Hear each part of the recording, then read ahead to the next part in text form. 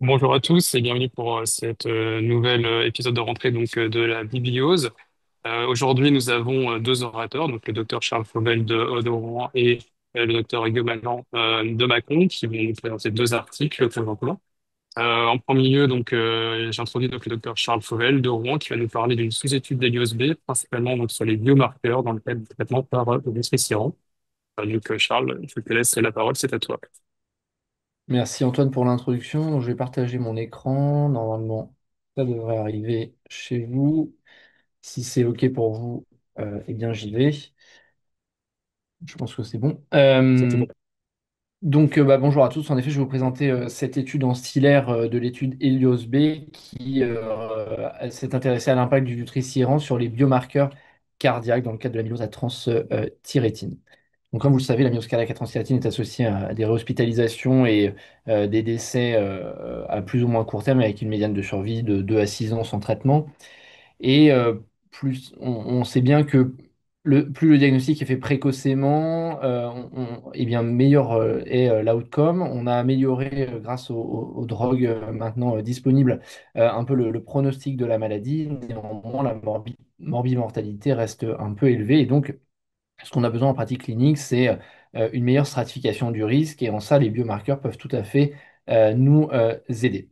On utilise tous le NT-proBNP, la troponine, pour suivre au diagnostic et au suivi des patients. Ces biomarqueurs sont montrés déjà dans de nombreuses études la valeur pronostique indépendante avec la mortalité. Et il y a quelques datas sur le changement, c'est-à-dire le change, le delta entre plusieurs variables à différents points donnés, qui pourrait aussi être un marqueur pronostic intéressant. Et donc c'est en ça que arrive cette sous-ancillaire d'Helios B. Je vais revenir sur sur cet essai clinique qui a évalué comment le risque vers un événement primaire, donc mortalité ou hospitalisation pour insuffisance cardiaque, ou secondaire, mortalité toute cause, pouvait varier en fonction du taux à baseline, mais aussi du changement entre baseline et 6 mois, du taux de NT-proBNP et de la troponine I chez ces patients qui ont une amylose cardiaque à transthyrétine et donc issue d'Helios B. Donc, c'est une étude ancillaire. Pour rappel, hein, l'étude Helios B, c'est une étude de phase 3 contre placebo qui a inclus des patients avec une amylose cardiaque héréditaire ou sauvage. Et ils étaient randomisés en deux bras, Vutrisiran 25 mg ou placebo, donc une injection sous-cutanée toutes les 12 semaines jusqu'à un suivi de 36 mois. Les critères d'inclusion, donc, il fallait être âgé entre 18 et 85 ans, il fallait avoir une amylose cardiaque à transthyrétine, une hospitalisation pour insuffisance cardiaque, ou en tout cas des signes évidents d'insuffisance cardiaque, et il fallait être stable, sans hospitalisation, durant les 6 mois, avec un taux de NT-proBNP baseline supérieur à 300 et inférieur à 8500, et faire au moins 150 mètres au test de marche des 6 minutes. Les critères d'exclusion, c'était la NYHA4 ou NYHA3 avec le score de NAC que vous connaissez tous de 3 et un score de neuropathie amyloïde de 3, 3B ou 4. Le critère de jugement principal, c'est la mortalité toute cause, qui inclut bien évidemment la transplantation, le LVAD, ou les épisodes d'événements cardiovasculaires récurrents, qui étaient définis par des hospitalisations pour cause cardiovasculaire ou des visites urgentes pour insuffisance cardiaque. Et les critères secondaires, c'était la mortalité toute cause. Les biomarqueurs ont été dosés dans un laboratoire centralisé à baseline, et puis ensuite 3, 6, 12, 18, 24 et 30 mois. Donc, en ce qui concerne la population d'inclusion, donc il y a 60 malades qui ont été exclus parce qu'ils n'avaient pas de NT-proBNP, 80 pour la troponine, ce qui fait que dans la population overall, on a 326 malades dans le groupe, dans le bras vutrisiran, 328 dans le groupe placebo. Et il y a une analyse évidemment qui est faite ensuite en deux groupes. Un groupe dit monothérapie, c'est-à-dire c'est des patients qui n'avaient pas de tafamidis à baseline, et un autre groupe qui a déjà le tafamidis à baseline. Donc un âge moyen aux alentours de 77 ans. Si on regarde les différences entre les deux, bah, évidemment, les patients qui étaient déjà sous tafamidis avaient un temps depuis le diagnostic qui était plus long que les gens qui étaient sous monothérapie, chez qui on découvrait le plus souvent la maladie. Et puis, en ce qui concerne les taux de biomarqueurs, vous voyez qu'ils étaient assez élevés, aux alentours de 2000, mais c'est assez classique pour le NT-proBNP dans l'amylose cardiaque. Dans le groupe monothérapie, donc chez les patients qui recevaient que le Vutrisiran ou le placebo, eh bien, le taux de NT-proBNP était un peu plus élevé, tout comme le taux de troponine, dans le groupe monothérapie sous Vutrisiran qui suggère un stade un petit peu plus évolué de la maladie. Donc ensuite, les résultats donc, sont déclinés de plusieurs façons. Tout d'abord, les auteurs se sont intéressés au taux baseline de NT-proBNP et de troponine et ils ont ajusté ce taux avec le critère de jugement principal et ils l'ont ajusté avec, en fonction évidemment du bras dans lequel les patients étaient. Et on voit que plus le taux de NT-proBNP monte, plus le taux de troponine monte et plus le risque, le hazard ratio pour le critère de jugement principal augmente et on voit qu'il augmente très fortement jusqu'à des taux aux alentours de 2000 pour le NT-proBNP et puis 100 pour la troponine, puis après que ça se stabilise un petit peu, même si le risque reste toujours élevé. Et lorsque vous regardez juste la mortalité toute cause, bah, vous avez à peu près les mêmes résultats avec ces spline curves qui sont présentés ici. Donc ça, c'est vraiment le taux à baseline. Et une chose qui est assez intéressante, c'est qu'ils ont refait une étude avec des spline curves, mais cette fois-ci, ils ont regardé le change, c'est-à-dire NT-proBNP à 6 mois, moins le NT-proBNP à baseline, et ils ont regardé si les gens, si ce delta était positif ou négatif. S'il est positif, ça veut dire que le NT-proBNP ou la troponine augmente. S'il est négatif, c'est que ça diminue. Et lorsqu'on regarde avec le critère de jugement principal, eh bien, on s'aperçoit que quand le NT-proBNP augmente, donc par rapport à baseline, clairement, on augmente le risque d'avoir un événement. Lorsque vous augmentez la troponine, le risque reste stable.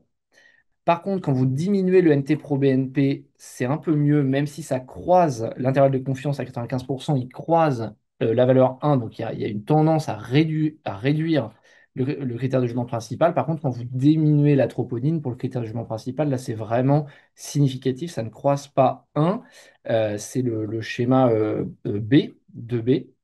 Là, vous avez une diminution du risque vers le critère de jugement principal. Et lorsque vous utilisez le critère de jugement secondaire, la mortalité toute cause, vous avez des résultats qui sont similaires. Donc en gros, ce qui est bien, c'est vraiment de diminuer les deux. Mais si on avait un à retenir, c'est vraiment la troponine. Si vous avez l'impression ou pas pour monitorer en tout cas les patients, ça semble être intéressant, cette diminution de la troponine entre baseline et à 6 mois. Et une analyse qui est faite après, qui est aussi assez intéressante, c'est la différence. Ils ont poolé les deux informations dans une même figure, c'est-à-dire à la fois le taux baseline de NT-proBNP. Ils ont fait ça évidemment pour la troponine aussi, mais là je vous présente juste le NT-proBNP, sinon ça serait trop long. Et en fait, le taux baseline, c'est le marqueur en fait du statut du patient. Et puis ensuite, vous avez ce changement à 6 mois qui est le marqueur vraiment de la progression de la maladie. Et ils ont fait ces figures-là pour essayer de comprendre parce que les deux sont un peu intriqués. Il faut à la fois voir le statut du malade et comment il répond au traitement, quelle est la trajectoire qu'il va prendre de la maladie. Et vous voyez que, par exemple, un patient 1 qui a un baseline NT-proBNP à 1000 et un autre qui a 1500 à baseline, si ces deux patients ont un risque à M6, si on a un NT-proBNP à M6 à 1500, eh bien le taux d'événement va être exactement le même. Et au contraire, dans un autre exemple qui donne dans le papier, un patient 1 qui a 1500 à baseline, 2000 à M6 ou 2000 à baseline et qui ne bouge pas finalement à M6, eh bien, vous voyez que le patient qui ne bouge pas, finalement, il a un taux d'événement à 34 pour 100 personnes par an, alors que celui qui progresse va augmenter alors que son risque, alors qu'il était plus faible initialement. Autre point apporté par cette étude aussi, c'est la différence au cours du temps de ce NT pro-BNP ou de cette troponine en fonction des bras, soit vutrisiran, soit placebo. Vous voyez clairement que le vutrisiran permet une stabilisation, une augmentation qui certes existe, mais qui est vraiment moindre par rapport à le groupe placebo. Et vous voyez qu'il y a une réduction de 32% du NT-proBNP dans le groupe vutrisiran à 6 mois et 32% aussi de réduction de la troponine. Donc ça, c'est de la population overall. Et quand vous splittez entre la monothérapie et le tafamidis, vous voyez que l'effet est surtout marqué chez la population qui est vierge de traitement spécifique de l'amylose. De la même façon, vous pouvez représenter ça avec des scatter plots comme ici, et vous avez le changement entre baseline et 30 mois de NT-proBNP et de troponine, vous voyez qu'une certaine proportion de la population réduit les deux. Et vous voyez que la réduction des deux est significativement plus importante avec le vutrisiran qu'avec le groupe placebo. L'analyse en sous-groupe nous montre simplement que il n'y a pas de, il n'y a pas, en tout cas, les résultats sont homogènes entre les sous-groupes. Donc même si l'association, donc pour discuter un peu de ce papier, même si l'association entre le NT-proBNP et la troponine avec les risques de mortalité, d'hospitalisation pour insuffisance cardiaque était connue, ce papier apporte d'autres éléments intéressants, montre que plus le NT-proBNP, la troponine à baseline, et plus le risque d'événements majeurs quand même, hein, mortalité et hospitalisation est important. Donc ça supporte vraiment la mise en place d'un traitement le plus précocement possible et donc dépister et prendre en charge les patients le plus précocement possible avec des cut-offs que l'on peut discuter, 2000 pour la NT-proBNP et 100 pour la troponine. Euh, le changement aussi de baseline vers à 6 mois entre l'NT et troponine apporte aussi un peu plus de granularité dans la stratification du risque. Globalement, quand vous réduisez votre taux de NT-proBNP et troponine par rapport au baseline, mais quel que soit le taux, bah, vous réduisez le risque d'événements cardiovasculaires. Et on a vu aussi que dans le groupe, dans cette étude, hein, un nombre assez significatif quand même avait une réduction des deux marqueurs. Le vutrisiran, ben, on sent bien qu'il est, son intérêt euh, grandit au cours du temps et qui permet vraiment de diminuer ces biomarqueurs, donc d'améliorer le pronostic. Et ces résultats sont consistants entre les groupes. Euh, Quel que soit le taux de NT-proBNP, mais un peu plus marqué chez les patients qui étaient vierges de traitement. Les limitations de l'étude, c'est qu'il y a un taux de suivi, en tout cas pour celle-ci, jusqu'à 30 mois seulement, que les valeurs extrêmes de biomarqueurs, comme elles étaient peu représentées, eh bien, ne sont, les splankers, évidemment, perdent de la sensibilité. Et il y a une chose importante aussi, c'est que lorsqu'on parle de NT-proBNP, on parle aussi donc de congestion. Et le risque d'événement n'était pas ajusté à la dose de diurétique, la dose de SGLT2, qui probablement a un impact sur ces résultats. Voilà, je vous remercie pour votre attention et je suis ouvert à vos questions. Merci beaucoup, Charles, du coup, pour cette présentation. N'hésitez pas à poser vos questions sur le chat. J'avais peut-être une petite question rapide avant de passer au prochain orateur. Est-ce que toi, dans ta pratique, du coup, ça change un peu ta façon de regarder ces biomarqueurs, de les doser? Est-ce que tu doses systématiquement les BNP, les tropos à chaque consultation? Est-ce que tu faisais seulement que les BNP? Quelle est un peu ta pratique? Est-ce que ça va changer un peu?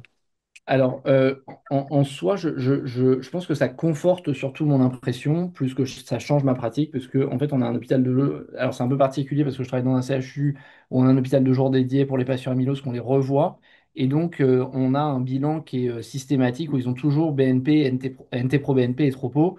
Et donc, on les fait toujours à baseline et on les refait sous traitement. Donc, voilà, ceux qui vont bien, globalement, soit ils se stabilisent, soit ils diminuent. Et ceux qui vont moins bien, dès que ça augmente, bah, c'est vrai qu'on a tendance à être un peu plus strict sur les traitements, notamment de la congestion associée. Donc ça conforte, mais ça ne va pas changer en soi mes pratiques. Ok, super. Bon, bah, je vais passer la parole au docteur Camille Souillet pour la suite.